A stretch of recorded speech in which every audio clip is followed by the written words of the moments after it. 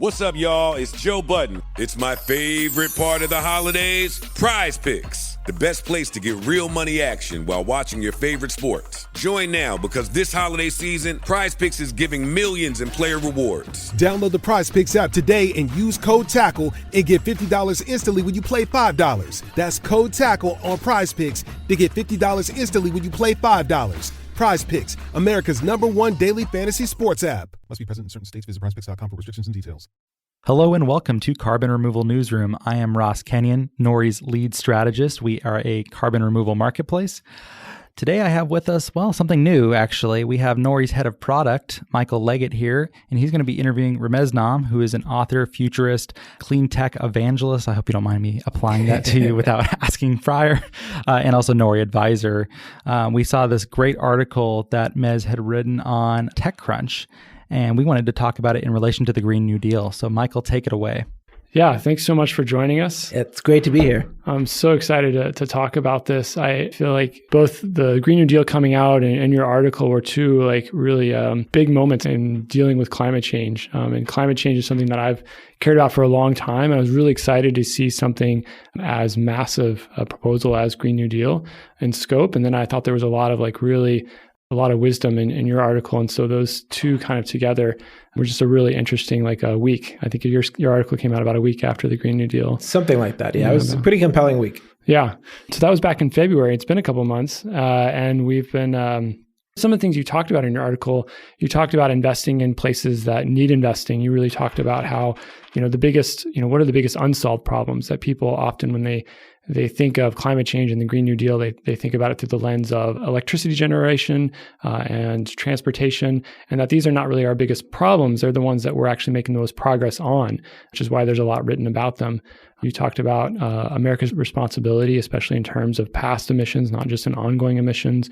You took a swing at defining what is an ideal climate policy and said that it was one that makes meaningful impact, addresses problems that the market isn't addressing itself, is cost competitive, and is actually passable. And one of the ones I thought was especially interesting was you talked about kind of this snowball effect of government investment. You talked about how Germany invested really early in solar before it was at all really reasonable to do so, and how that investment was able to kind of get the technology to a place where industry could kind of take over and start to get it to where it was cost competitive and efficient and cheaper and get it to where it is today. And so that Germany deserves some of the credit for where solar is at today for that really early investment. What other kinds of investments, like that should we be trying to make through a Green New Deal? Yeah, so just to come back to that point. So the way I see it is this. 10 years ago, 20 years ago, if you ask someone what would it cost to tackle climate change, they'd give you some number.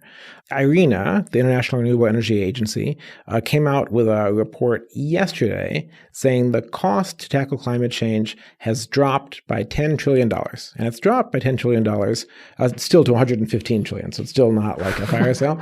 But it's dropped that much because renewables, solar and wind and energy storage are now so much cheaper than they used to be.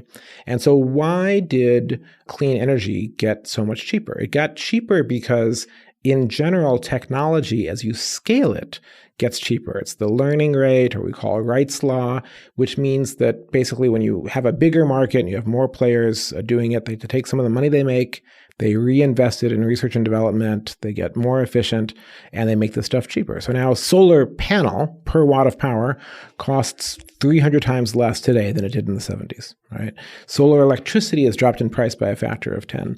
And that happened because when solar and wind were still entirely subsidy dependent, places like Germany did subsidize them and scaled them out. And so the impact, a lot of people are critical, climate skeptics mostly, but others are critical of Germany and Europe's efforts on climate. So they got nothing for it, right? They by 1995, solar was only 1% of world electricity, and Germany had spent tens of billions of dollars subsidizing solar. So that didn't scale. But the big impact wasn't felt by Germany. It was felt by the entire world because solar got 10 times cheaper in that time frame. And so then if you connect that to this other phenomenon, which is that now in the US is the single country most responsible for emissions up till now. But the US is only 15% of world current emissions. So we take the Green New Deal and we say, oh, it's just about decarbonizing the US. that's not good enough. Because if you could shrink the US's emissions to zero, but you do nothing for the rest of the world, you've done nothing. So the way that it can have impact is to repeat what Germany did, which is to launch a Green New Deal that fundamentally drives down the cost of clean alternatives for everything that we do that causes carbon emissions, such that those new clean technologies are now the cheapest, best technologies and are just irresistible to every other country on earth to use for just the merit. Absolutely. And since, that's been done, or it's not a solved, it's not that, energy generation and, transportation is solved. But when you look at the other half of emissions largely coming out of agriculture, land use practices, and, industry or manufacturing, are those areas we should be investing in? Yeah. So I think we have to keep the pressure on electricity. Like on electricity and on transport, we've only just begun. We still have only, 8% of the world's electricity is solar and wind, and electric vehicles are still, so a long ways to go. Yeah. But they're starting to win just on price. In India, this fiscal year, 93% of new electricity generation that's been deployed is solar. Wow. Right. Now they still have a giant amount of coal that they've built, and they're still building new coal, but that's basically just on price. It's winning. It's not doing that everywhere in the world yet. In the U.S. Southwest, it's happening, but not yet in the Midwest.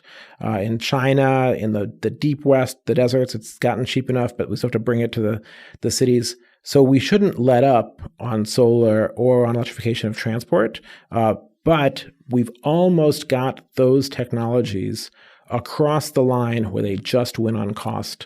We see the light. We see the light. Yeah. And we can, if we keep up our policies, we should, take the solar and wind tax credits that are expiring and extend them. We should take the EV tax credit that expires or it steps down at 200,000 vehicles per manufacturer, which is nothing in a country that has 260 million cars.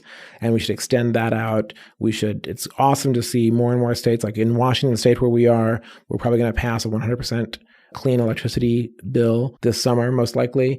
And more states have that ambition. Awesome. Let's keep on with that. And then if we do those things, solar, wind, and batteries will win, at least for 70, 80% of electricity. And electric cars now are, we probably hit peak combustion engine car sales in 2017 or 2018. Oh, wow. Electric cars are taking up all of the growth of that market.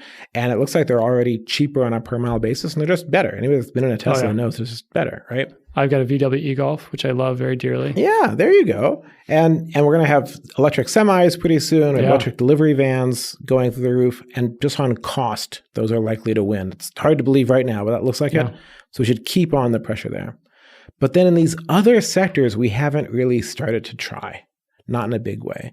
So 21% of global emissions is industry, which is like steel, cement, petrochemicals, manufacturing processes. And that's a lot of like direct burning of fossil fuels to create heat that we use in industry is really what's causing most of that. Or we directly use coal to add carbon to iron to make steel. I'm guessing it's hard to make that heat with a solar panel. It's difficult. I mean, you can make it with electricity, ultimately. So anything, you can make heat of any temperature with electricity. It uses a lot of electricity. And so right now it's cheaper to do that by burning natural gas or coal in most parts of the world. And it's also, there's a capital cost of changing the equipment from the old equipment to electrical equipment. So we need to really start to develop the technologies there or push them forward. And then the hardest one is agriculture and land use change, which is that agriculture and land use change, which is mostly deforestation, but also conversion of like peat moss to grazing land, is 24% of global emissions in 2014, 2015, whenever that IPCC report came out. That's just 1 point short of electricity. It's bigger than all of transportation and twice as big as cars. And it's mostly driven by livestock and the deforestation that we do to graze livestock or to grow crops to feed livestock or to grow biofuels, which should also go away as we electrify stuff, at least for ground transport.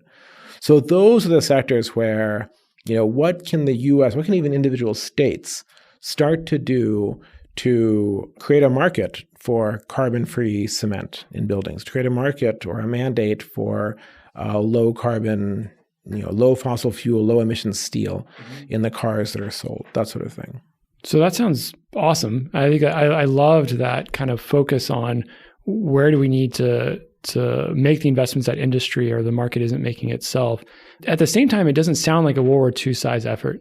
Like when I think of World War II and I think of, like just like our way of life, the whole entire country seemed to shut down, right? Like we had the women's baseball leagues replace the men's baseball leagues because the men were off fighting in the war. And do we need to have, like, I guess, is there time to have such surgical investments? Like it seems like, yes, do that.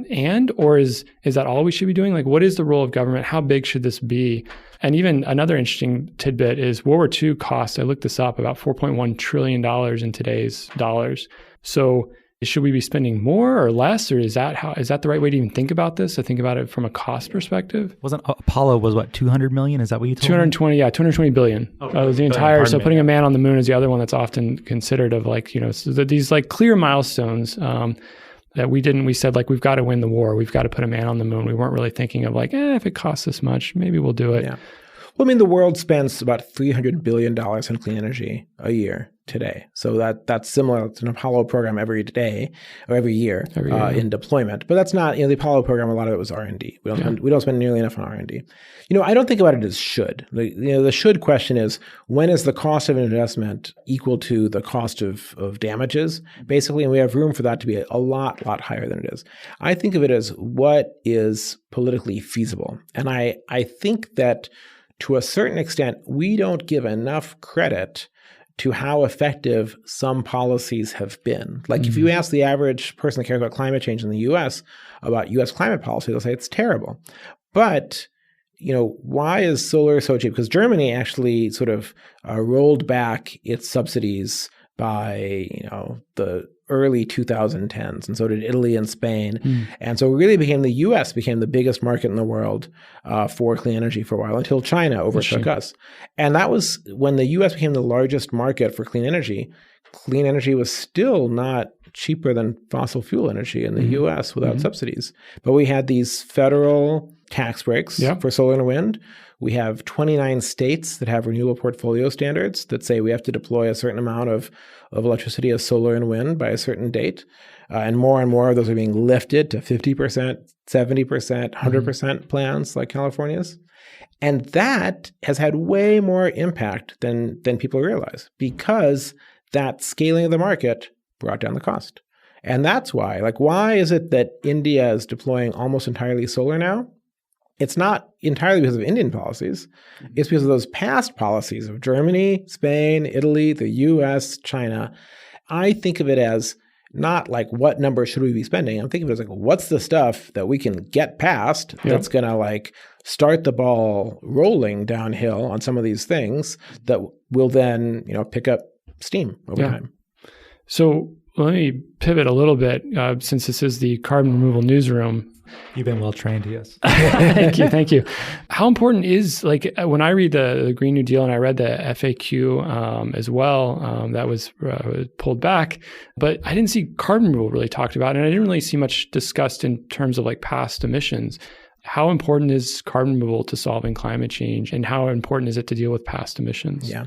Well, the Green New Deal, I think it was in the actual document, it might have been in the FAQ that was recalled. It talked about carbon removal only through natural ecosystems, through the stuff that Nori is doing, enriching soils, agroforestry, afforestation, that sort of stuff. That's what it talked about.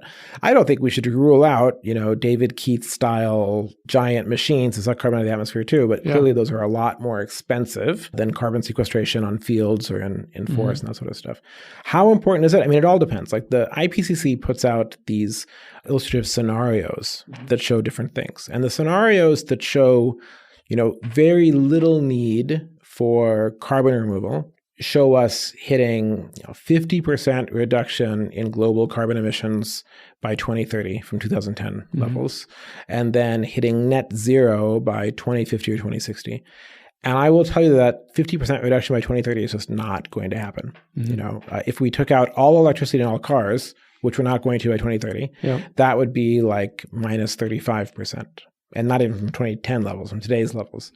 And so we're just not on a path for that. So I think we will decarbonize electricity and ground transport, but it's going to be sort of the overnight success that took 20 years, 30 or 40 years to build.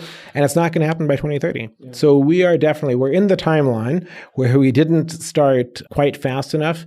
And on current path, if we want to stay below 2 degrees Celsius, there's almost no way to do it without carbon removal, unless you're also going to do like solar radiation management, which I think nobody wants to be forced to do. Right. So carbon removal becomes vital. Yeah. So carbon removal is an essential part of basically you can't stop. You're not able to stop emitting as much as you can. So you pull out, you remove what you weren't able to not emit or avoid emitting.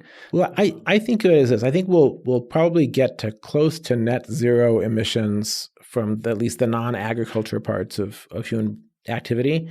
It's just that we'll get there too late. And so we'll have an overshoot, if you will. We'll have too much carbon in the atmosphere. Well, you go to net negative for a while. Yeah. And so you have to go to net negative for a while to cancel it out. Yeah. That's awesome. So if you could tell the architects of the Green New Deal one thing, and one thing only, what do you think you would tell them? I'd say it is all about driving down the cost of clean technology for the entire planet so that the other 85% of emissions in the rest of the world inexorably, out of their own shallow self-interest, even if they don't care about climate change, switch these clean technologies. That's the way that we have the biggest lever on the world. Awesome. Well, thank you so much for spending time with us. Thanks, Michael. This has been fantastic and hope to continue the conversation. Likewise. Happy to share the floor. Thank you so much for being here with us, Meg. Thank you, Michael Leggett, for hosting. If you like the show, please rate and review it in iTunes. If you think this is an abuse of the form by going closer to 20 minutes, you can let me know at hello@nori.com. If you like them shorter, I'd like to hear from you as well. We only know what you like when you tell us. That's one of the shortcomings of podcasting and RSS feeds. But thank you so much for listening, and we look forward to speaking with you again.